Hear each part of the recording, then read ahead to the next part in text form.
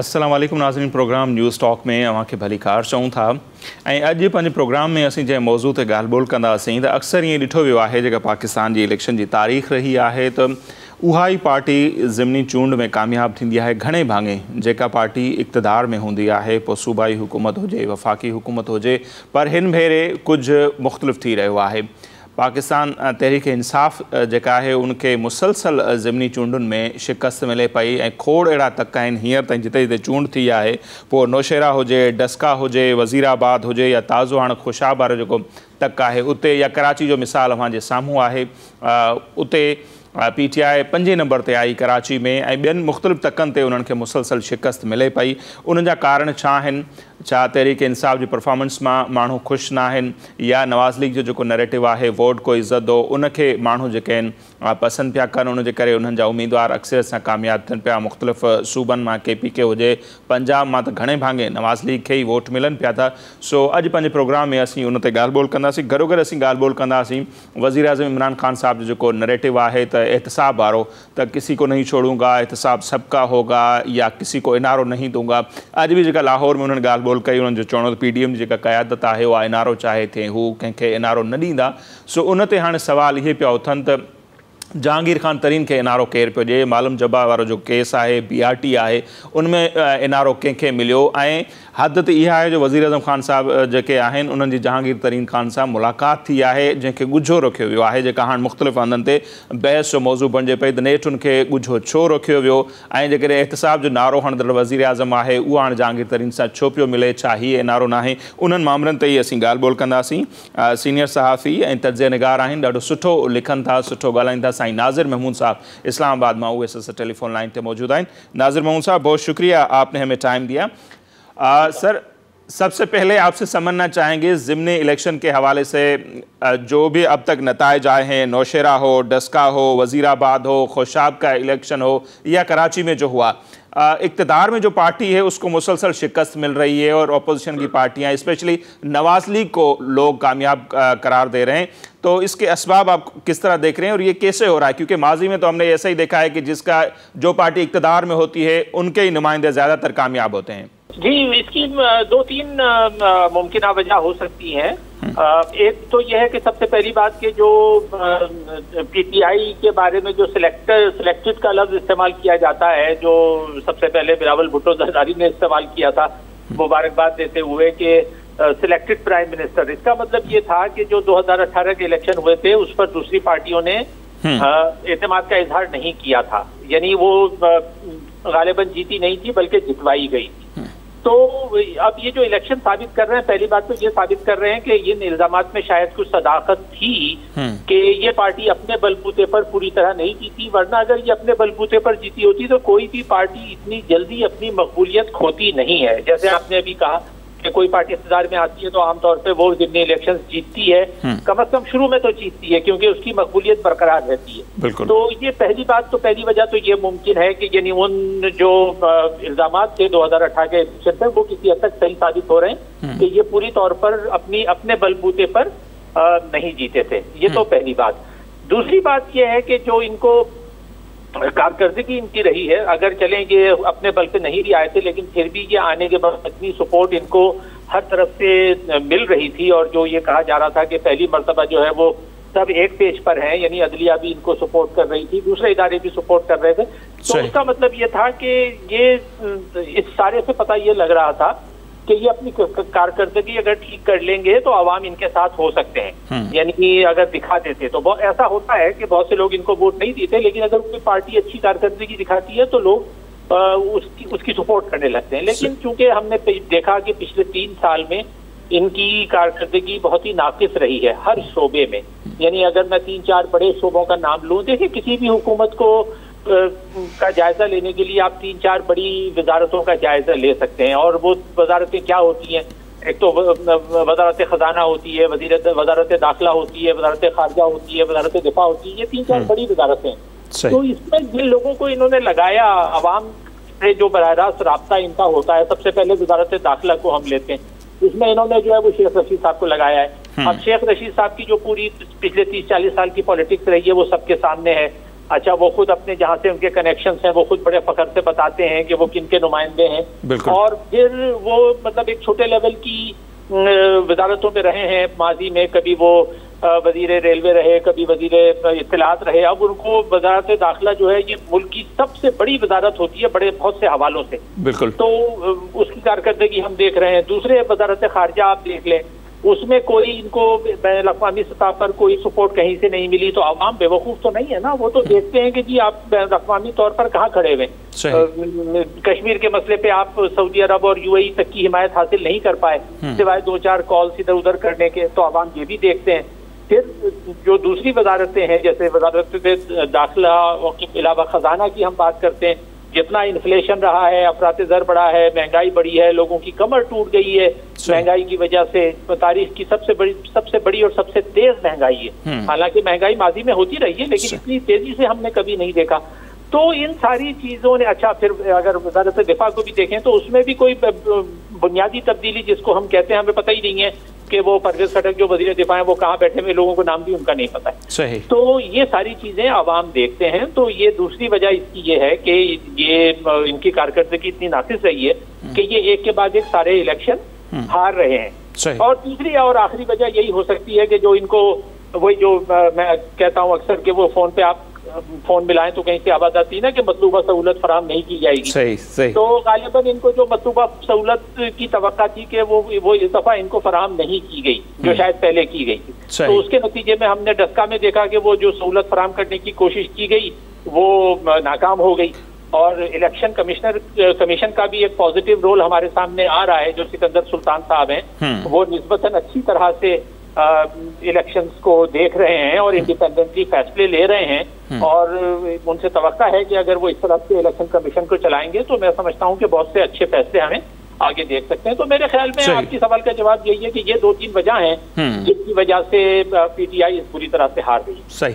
और फिर वही हम देख रहे हैं जैसे परवेज मुशर्रफ साहब के दौर में पीपल्स पार्टी हो, नवाज लीग हो, उनके हवाले से कहा गया कि ये पार्टियां ख़त्म हो गई, क़यादत वापस नहीं आएगी, लेकिन जब वापस आए तो हमने देखा, और खान साहब जब आए या जो लाए गए उसके बाद जो इन दोनों पार्टियों के लिए नैरेटिव बनाया गया था, करप्ट हैं, चोर हैं, लुटेरे हैं, लोग तो फिर भी उनको वोट दे रहे हैं। तो मतलब हम ये कह सकते हैं कि वोट को इज्जत दो, या नवाज लीग की ओवरऑल जो पॉलिसी रही है लोग उसको सपोर्ट कर रहे हैं।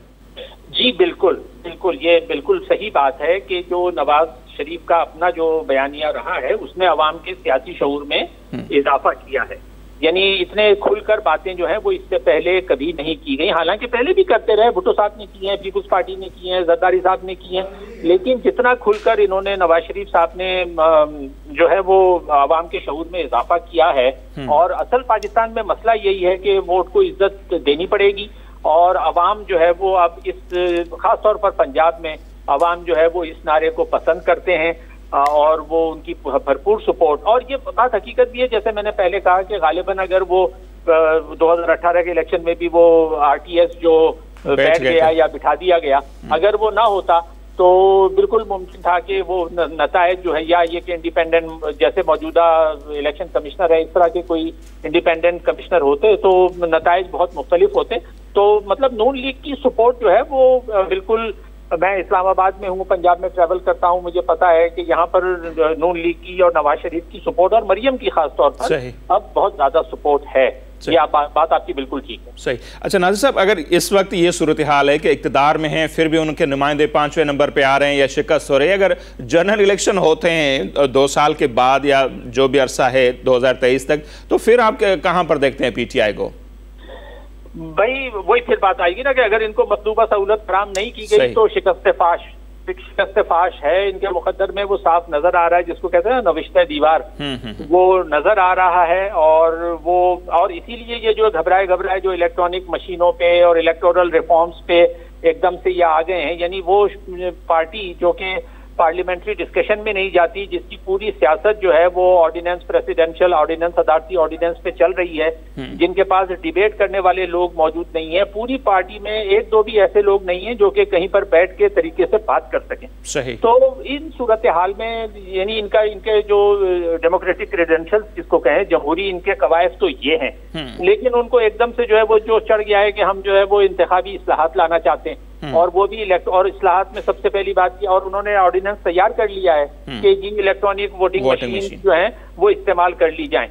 तो अब यही चीज, जैसे कि पहले वो आरटीएस किया गया था तो आरटीएस के इस्तेमाल का इनको फायदा हुआ, तो ये कोशिश ये कर रहे हैं कि अपनी जो नाकामियां हैं और नाअहल कारकर्दगी है उससे इनको शिकस्त नजर आ रही है, तो अब ये सोच रहे हैं कि इलेक्ट्रॉनिक मशीनें ले आएं ताकि वो आरटीएस की तरह उसको इस्तेमाल करके जो है वो नताइज का ऐलान कर दिया जाए। लेकिन मुझे नहीं लगता कि ये ड्रामा इनका चलेगा। सही।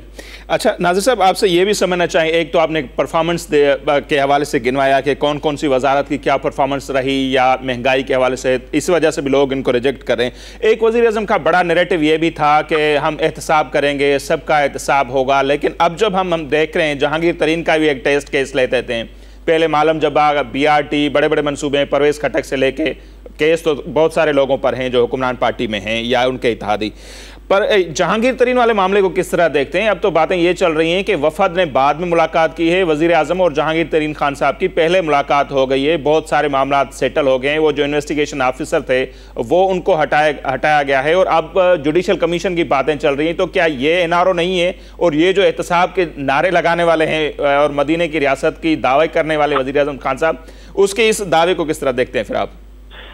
देखें, इसके दो पहलू हैं। बात थोड़ा सा पीछे से शुरू करनी पड़ेगी, थोड़ी इब्तदाई चीजें देखनी पड़ेंगी। हमारी पूरी जो 70-75 साल तारीख है पाकिस्तान की, उसमें यही रहा है कि जितना भी बड़ा गुनाहगार किसी को करार दिया जाए, बदउनवान करार दिया जाए, अगर वो लाइन पर आ जाता है तो उसके सारे गुनाह माफ हो जाते हैं। सही। और ये मार्शल्ला की या मार्शल्ला के बाद की बात नहीं है। इससे पहले सूबाई सियासत में भी, यानी अयूब खोड़ो साहब को एक दफा जो है वो गद्दार करार दिया जाता है, उनको बदउनवान करार दिया जाता है और उसके चंद साल बाद उनको वजीर बना दिया जाता है। और ऐसी बेशुमार मिसालें मौजूद हैं। फजल हक थे ईस्ट पाकिस्तान के, उनको वजारत से हटाया गया, वो मुंतखब वजीर आला थे बंगाल के, उनको गद्दार कह के निकाल दिया, फिर 2-3 साल बाद उनको जो है वो पूरे मुल्क का वजीर दाखिला बना दिया गया। तो ये होता क्यों है? यानी इसको जहांगीर तरीन के मामले को मैं उस पस मंजर में क्यों लेकर जा रहा हूँ, वो इसलिए लेकर जा रहा हूँ कि जो लाइन पर आ जाता है, यानी जो जिसको कहते हैं ना, अब ये नवाज शरीफ ने एक दफा कहा था कि मैं डिक्टेशन नहीं लूंगा, तो वो डिक्टेशन की बात यह है कि जो डिक्टेशन, यानी वो एक सफे पे आने वाली बात है ना, कि वो तो एक पेज पे, 1 पेज पे जो आ जाए तो उसके सारे गुनाह माफ हैं।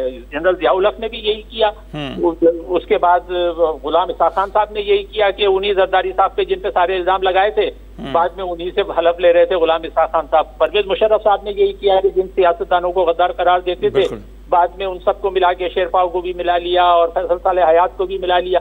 तो ये तो एक पाकिस्तान की 70-75 साल तारीख है सियासी, ठीक है। तो पहली बात तो ये कि इसको इस पस मंजर में समझें। दूसरी बात ये कि जो स्पेसिफिक केस है जहांगीर तरीन साहब का, ये भी जहांगीर तरीन साहब जो है वो जाहिर है एटीएम की एक इस्तेलाह इस्तेमाल की जाती रही है और सब ये बात जानते हैं। खुद सुप्रीम कोर्ट ने एक दफा कहा था कि हर बड़े फॉर्चून के पीछे कहीं ना कहीं कोई जराइम की तारीख पोशीदा होती है। ये सुप्रीम कोर्ट के अल्फाज है, मेरे अल्फाज नहीं है, कोई माफिया होती है, ठीक है।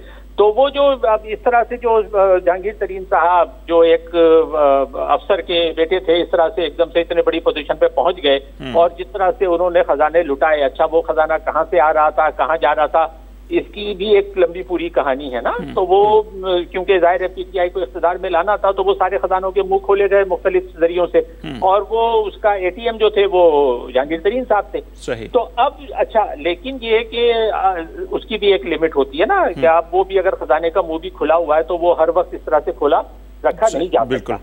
तो वो जब बंद हुआ तो फिर ये इन्होंने दूसरे एटीएम तलाश करने शुरू किए, वो अपने फैसल बाउडा आ गए, सारे आप देखें अरबपति खरबपति लोग आस पास आ गए सारे, अब उनको इस्तेमाल किया गया। लेकिन ये कि अब जो लेटेस्ट सूरत हाल है जहांगीर तरीन साहब की, जहांगीर तरीन साहब जाहिर है जब वो इतना इंपॉर्टेंट रोल उन्होंने खान साहब को लाने में प्ले किया था, तो उनकी तवक्का थी कि उनकी बातें सुनी जाएंगी या उनके इशारों पे चला जाएगा। लेकिन खान साहब का ये पूरा माजी रहा है, हमने देखा है इमरान खान साहब का, कि वो लोगों को इस्तेमाल तो कर लेते हैं लेकिन उनको हटाने में भी ये देर नहीं लगाते। सही। और इस केस में इन्होंने अपनी दोस्ती का भी वो हक निभाया, यानी देखें कोई उनको बड़ी सजा नहीं दी गई, न सिर्फ जहांगीर तरीन बल्कि खुसरो बख्तियार का नाम है चीनी के स्कैंडल में, उनके खिलाफ कोई कार्रवाई नहीं की गई। अच्छा, और पुराने लोग सारे नून लीग और पीपुल्स पार्टी के जिन पर मुख्तलिफ औकात में नैब के केसेस थे। खुद शौकत तरीन साहब इस वक्त हैं, उनके ऊपर भी नैब के केसेस रहे, लेकिन उन सबके गुनाह माफ हो जाते हैं। तो जहांगीर तरीन साहब को जो है वो एक तरह से साइडलाइन लगाया गया ताकि वो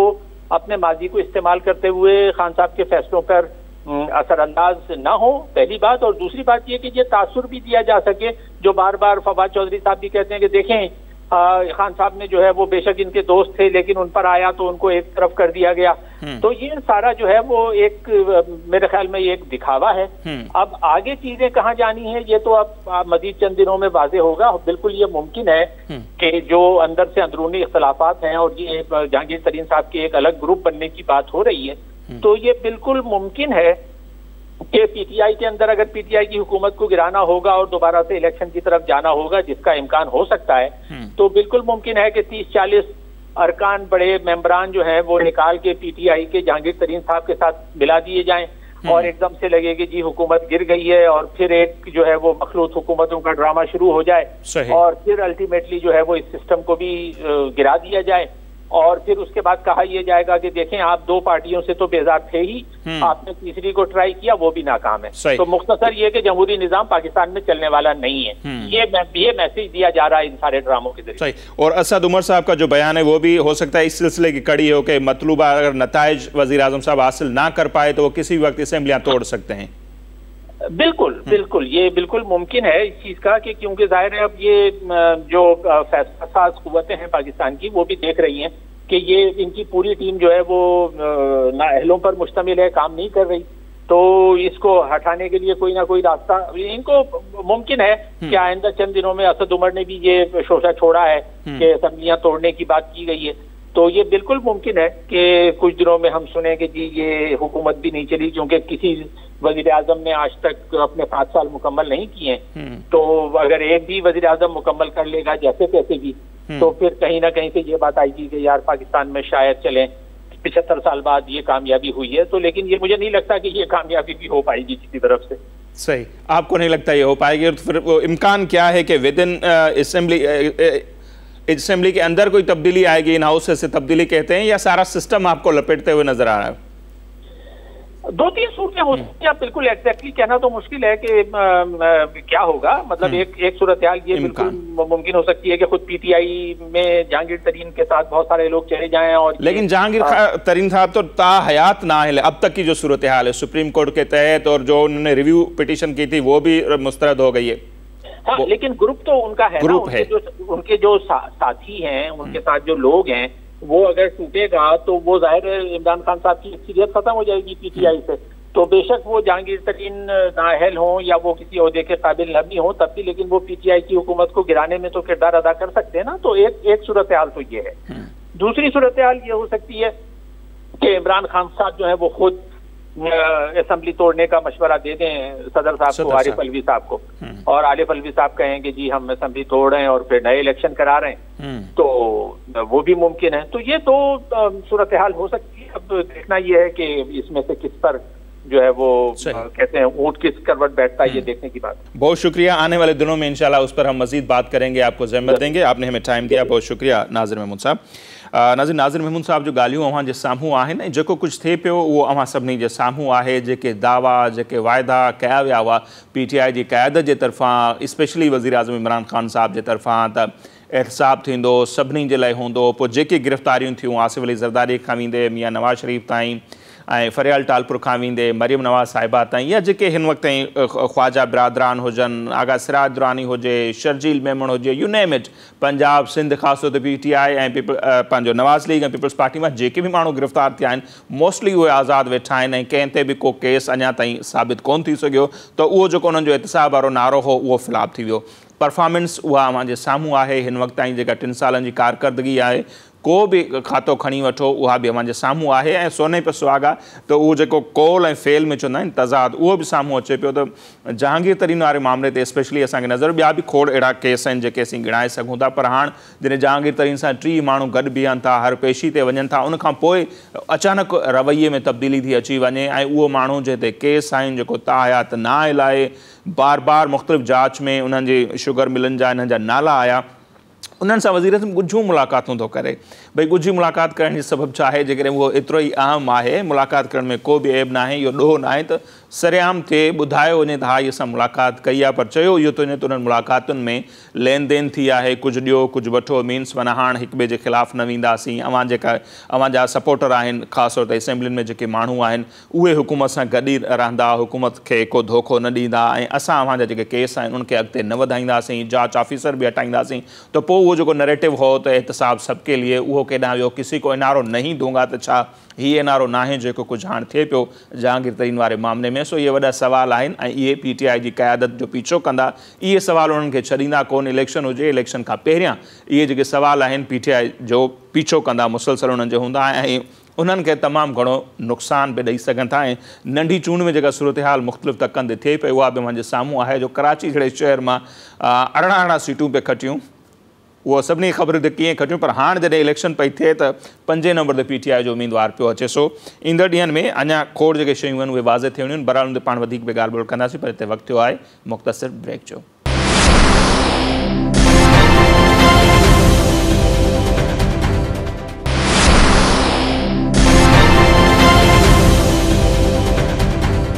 जी नाज़िम, ब्रेक खां पोइ हिकु भेरो ॿीहर अव्हांखे प्रोग्राम में भली कार चऊं था। हींअर कराची वञा ई सीनियर सहाफ़ी ऐं तर्जनिगार इम्तियाज़ ख़ान फारान साहब जेके आहिनि उहे असां सां टेलीफोन लाइन ते मौजूदु आहिनि। इम्तियाज़ ख़ान फारान साहब, तमामु घणी महिरबानी, अव्हां असांखे टाइम ॾिनो।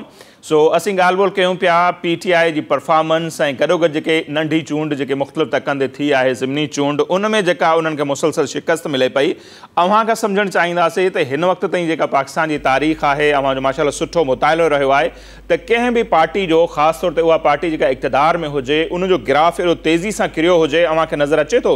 छाकाणि त असांखे नज़र अचे पियो नौशेरा, डस्का, वज़ीराबाद, खुशाब, कराची, जंहिं तक ते नंढी चूंड थी आहे उते PTI खे शिकस्त पई मिले। जी जी, बिस्मिल्लाह हा बिल्कुलु ठीकु था चओ। मूं हिते बि जेका असांजे सिंध में ऐं डस्का में इहे नौशेरा वारो जेको उते बि संगत जेका रहे थी, असां त उन्हनि खे इहा ई मुबारकबाद ॾिनी आहे। ही कंहिंजी कारगुज़ारी हुजे न हुजे, मुस्लिम लीग नून पीपल्स पार्टी जी कारगुज़ारी हुजे न हुजे, पर ही सभु जेका खटिया आहिनि न उहे PTI जी नाहिली जे करे खटिया आहिनि, इनमें का ॿाहिरां न आहिनि, छो जो उन्हनि हिकु ते कमु बि न कयो आहे। सही। ॿी ॻाल्हि इहा आहे त अवाम खां हटी करे जेकॾहिं ॾिसजो न त पाकिस्तान, सॼे पाकिस्तान खे नुक़सानु रसियो आहे। इकोनॉमी हुजे, अवांजो डिफेंस हुजे, अवांजी डिप्लोमेसी हुजे। मिसाल हिकु ॾींहुं अॻु में प्राइम मिनिस्टर ऑफ पाकिस्तान जीअं पढ़ी असांजा जेका डिप्लोमेट्स आहिनि, असांजा सिफारतकार आहिनि, उन्हनि सां जंहिं नमूने सां ॻाल्हि ॿोल कई आहे, उन्हनि सां जीअं स्पीच कई आहे, ईअं कबो आहे कॾहिं? असांखे बि शिकायतूं आहिनि, असां बि वेंदा आहियूं जॾहिं अब्रॉड, ते ही जेका डिप्लोमेट्स आहिनि या सिफारतखाना आहिनि, उहे बिल्कुलु एंटी पाकिस्तानी हूंदा आहिनि, इनमें का ॿाहिरां हूंदा आहिनि। पर घटि में घटि जेको चीफ एग्जीक्यूटिव हूंदो आहे मुल्क जो, हुनखे ॻाल्हाइण में थोरो माना फज़ीलत वारो लेजो हुजे ऐं धड़का ॾियण वारो न हुजे। हाणे त माण्हू चवनि पिया त जीअं इकोनॉमी जो मामिलो हुयो पाकिस्तान में, त इकोनॉमी ॿियनि खे माना धाड़ियल माना करप्ट अलाए छा छा चई, त हाणे जीअं उहो रस्ता ख़ाली थिया, उन रस्तनि ते उन जायुनि ते हाणे मौजूदा फोरा वेठा आहिनि, मौजूदा धाड़ियल वेठा आहिनि। भई शुगर स्कैंडल छा आहे, फ्यूल स्कैंडल छा आहे, मेडिसन स्कैंडल छा आहे, उन्हनि जे दौर में आयो, उन्हनि जा माण्हू आहिनि। अच्छा, ही बसि हुन ते हुरूर कंदा आहिनि ते असां ते इंक्वायरी कराई आहे, अॻे कॾहिं इंक्वायरी बि न थी, जांच असां पधरो कई आहे, जांच अॻे कॾहिं अड़े बाबा छॾियो, पर हिन खे लुकाए रखो, पर हुननि खे सज़ा त ॾियो घटि में घटि। बिल्कुलु हर को पंहिंजी जाइ ते वेठो आहे, हर को चाहे मिनिस्टर हुजे, को ब्यूरोक्रेट हुजे या को बि हुजे, पंहिंजी जाइ ते। हाणे ते माण्हू चवनि पिया ते ही जेको चीफ एग्जीक्यूटिव आहे असांजो, ही जीअं सऊदी अरब सां सफ़ीर वापसि घुरायो आहे, अहिड़े नमूने सां जीअं ॻाल्हि कई आहे, त इनजो मतिलबु आहे त हाणे पढ़े अब्रॉड में ख़ासि क़िस्म जा माण्हू ईंदा, ख़ासि क़िस्म जे माण्हुनि खे जेका हुकूमत सां लाॻापियल हूंदा या हुकूमत लाइ को बेनिफिशियरी हूंदा, उन्हनि खे सफ़ीर उते मुक़ररु कयो वेंदो। हिन करे माहौल थो ठाहे। सॼी सूरत हाल ईअं ई आहे न। शौकत तरीन छा चयो, चयो त यार असां IMF सां जेका एग्रीमेंट कयो ग़लति कयो आहे, हाणे माफ़ी था घुरूं। या त उहो आहे न जीअं TLP वारो मामिलो थियो, माण्हू हू चवंदा आहिनि न त हिकिड़ी चवणी मशहूरु आहे त उर्दूअ में त 100 जूता 100 प्याज। सही, माना इहा ॻाल्हि थी न, 100 जूता बि खाधा ऐं 100 प्याज बि खाधियूं, हाणे वरी खाइनि पिया। की मां हाणे उते यूरोपीय पार्लियामेंट में जेका 18 बहाल थी आहे, चारों में छा कजे? बाबा पार्लियामेंटेरियन सां ॻाल्हायो न, पाण में छो, पाण में त नाकाम आहियो। त भला फलाणो वज़ीर में उनमें गॾिजाणी में शिरकत कई, फलाणे माण्हू, अरे अवां जा आहिनि न, हू त अॻे फेल आहिनि। पार्लियामेंट में ॻाल्हायो, जेका ॿी पार्टियूं आहिनि, भले मुस्लिम लीग नून आहे, पीपल्स पार्टी आहे, फजलुर रहमान वारी पार्टी, हिननि सां ॻाल्हि ॿोल कयो न त बाबा यूरोपीय पार्लियामेंट में इहा सूरत हाल आई आहे साम्हूं, हाणे हिनखे कीअं मुंहुं ॾिजे? सही, उनखां सवाइ वरी जेका फेल मिनिस्ट्री आहे, फेल चीफ एग्जीक्यूटिव आहे, फेल जेका असांजो फॉरेन ऑफिस आहे, सभु नाकाम आहिनि। नाकाम माण्हुनि जी छो था घुरायो गॾिजाणी? हिन छा निकिरंदो? कुझु बि न निकिरंदो। फरहान साहब, तव्हांजी ॻाल्हि वांगुरु हू त अपोज़िशन खे त कुझु सम्झनि ई कोन था, हू त उन्हनि खे चवंदा ही चोर लुटेरा फोरू, हाणे बि चवंदा थी जेको PDM ठहियो आहे इनारो वठण जा, पोइ उन्हनि सां कीअं ॻाल्हाईंदा? ज़ाहिर हाणे अची अना जो मसइलो थियो आहे, अना जो मसइलो। बाक़ी एनआर वारो हाणे इहा बि जेका स्टेटमेंट आहे हाणे फेल थी वञे कि बाबा हर मीटिंग, हर जेका माना स्पीच हूंदी आहे न, ये चाहते हैं कि ये इनको एनआर, बाबा ये हाणे ॿुधनि नथा चाहिनि। केरु घुरियो आहे असां अवांजे वस में आहे या न आहे? ही मां अमा वसीले वरी मां चवंदुमि माण्हुनि खे त इफ्तिखार चौधरी जॾहिं हुयो त काज़ी हुसैन अहमद जमात इस्लामी वारो वियो एनआरओ अगेंस्ट, ऐं चौधरी इफ्तिखार जी सरवाणीअ में फुल बेंच जो हिकु फतवा मौजूदु आहे, जे हेठि कंहिं वटि आहे कोन्हे एनआरओ ॾियण वारो, जेको जीअं चए थो इमरान खान। एनआरओ चए थो त मां न ॾींदुमि, पर जहांगीर तरीन खे ॾेई वेठो आहे, सिलाई मशीन खे ॾेई वेठो आहे। हाणे ही मेडिसन वारो मामलो परवेज़ इलाही चौधरी बिरादरनि खे कंहिं कयो कि भाई असां उहो केस वापसि था वठूं, हिननि ख़िलाफ़ केस ग़लति दर्ज थिया आहिनि, के ॿ ॾींहं जी ॻाल्हि आहे या न आहे? एनआरओ तो बाबा जे वठण वारा आहिनि उहो वठी वेंदा आहिनि। बाक़ी इहे हरू भरू प्रोपेगेंडा कंपेन ते मां न ॾियंदुमि, तुंहिंजे वस में न आहे भाउ, कुझु बि वस में न आहे। शौकत तरीन पीपल्स पार्टी ऐं परवेज़ मुशर्रफ जो नाणे वारो वज़ीर, हफ़ीज़ शेख पीपल्स पार्टी मुशर्रफ वारो नाणे वारो वज़ीर, माना हमाद अज़हर आयो, हमाद अज़हर बि त मियां अज़हर जो पुटु आहे न, तो उहो थोरी आहे कि मियां अज़हर बि कंहिंजो हुयो, उहो भले हुयो हलियो। हिनमें स्पीकर जेको आहे पंजाब असेंबलीअ जो केरु आहे? परवेज़ इलाही, जेके चयो त भाई हिन खां वधीक को धाड़ियल कोई करप्ट केरु कोन्हे। सभु ॻाल्हियूं आहिनि त हिननि जी नालाइकी जेका आहे न, हू असां हिते अॻे कावड़ में माण्हू चवंदा त यार कावड़ में छो रहंदा आहियो हुकूमत? असां चवंदा हुआसीं त यार कावड़ न आहे, असांजी कैलकुलेशन आहे त असां ही डायरेक्शन माण्हू जी हुजे सखण पासे, हू चवे त मां इंशाअल्लाह जल्दी पहुचंदुमि लाड़काने, कीअं वेंदे भाउ तूं लाड़काने? रस्ते में थोरी आहे लाड़काने जो हिन पासे आहे, सखर हिन पासे आहे, माना रुख बि अवांजो हूंदो तॾहिं त महिनत बि आणींदी न, उहो कुझु बि न आहे। हाणे जेको नाणे वारे वज़ीर आयो आहे शौकत तरीन, सॼी माना पधो करे छॾियो त यार असां ग़लति हुयासीं, त भाउ हफ़ीज़ जे ख़िलाफ़ केरु केस कंदो, हमाद अज़हर खे केरु चवंदो कि हुते तमामु दावा कई। हाणे इन्हनि में निकिरण पिया न समूरी ॻाल्हियूं।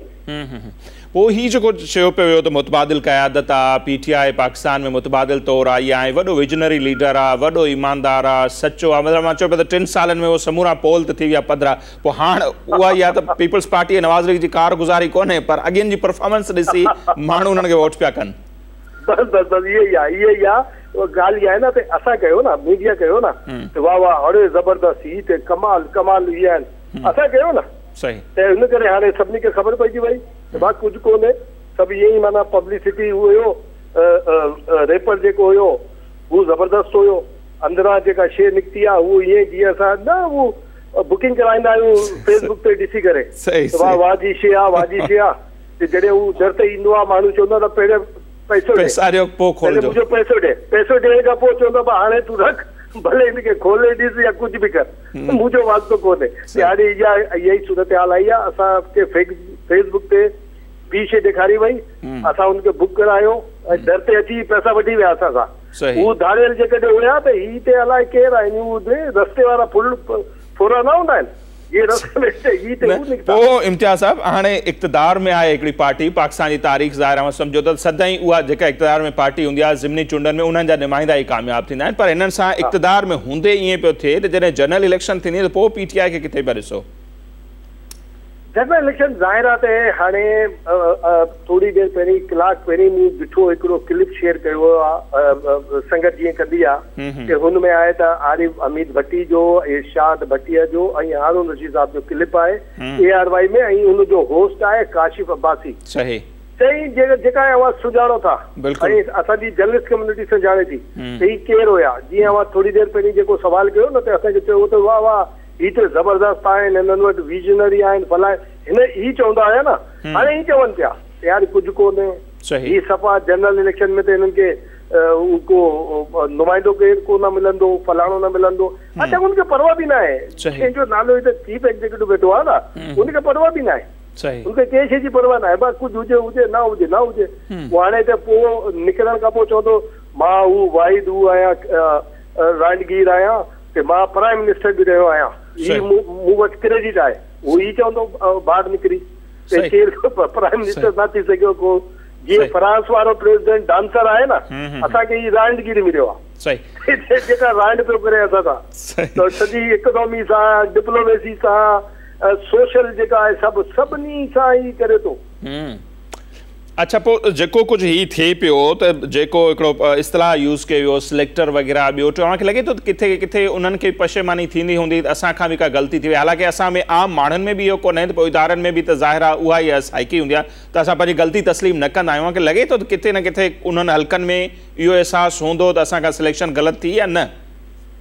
भाईजान मुंहिंजो जेसि ताईं हू साबित न कंदा न तेसि ताईं मां ते मञण लाइ तयारु न हूंदुसि उन्हनि खे का पशेमानी थी आहे, शर्मिंदगी थी आहे, जेसि ताईं हू साबित न कनि। हाणे त हू तयारु न आहिनि, मूंखे नथो लॻे उस्मान बुज़दार ईअं ई वेठो आहे, सभु माना सफ़ा ख़राबी। भाईजान जेका इहा आहे न ही बाई इलेक्शन जेका आहिनि हिनखे छॾी करे इन सां हटी करे हर शोबे में फेलियर आहे न भाईजान, हुनमें आहे किथां का ॻाल्हि आई आहे, किथां बि ॻाल्हि न आई आहे। हा ही ज़रूरु हूंदो आहे जीअं अवां मिसाल तौर 2-3 प्रोग्राम कंदव न अहिड़े नमूने सां मां ॻाल्हाईंदुमि 2-3 प्रोग्रामनि में अहिड़े नमूने सां टक फोन ईंदो यार बाबा इहे न कयो ही पोइ शिकायत न कजो, पोइ शिकायत न, हिनजो मतिलबु छा आहे? सब गॾु वेठा आहिनि हाणे ते। अच्छा हाणे इम्तियाज़ साहब हिकिड़ो वरी नओं शोशो बि छॾियो वियो असद उमर साहब जे तरफ़ां बाबा वज़ीर आज़म साहब खे जॾहिं जंहिं मौक़े ते लॻो त हू टारगेट अचीव न करे सघियो या के मसला आहिनि त कंहिं बि वक़्तु असेंबली टोड़ी ते देरि ई न कंदो, ही शोशो आहे या वाक़ई मूंखे लॻे पियो त किथे हिन ते बि गौर फ़िक्र थिए पियो?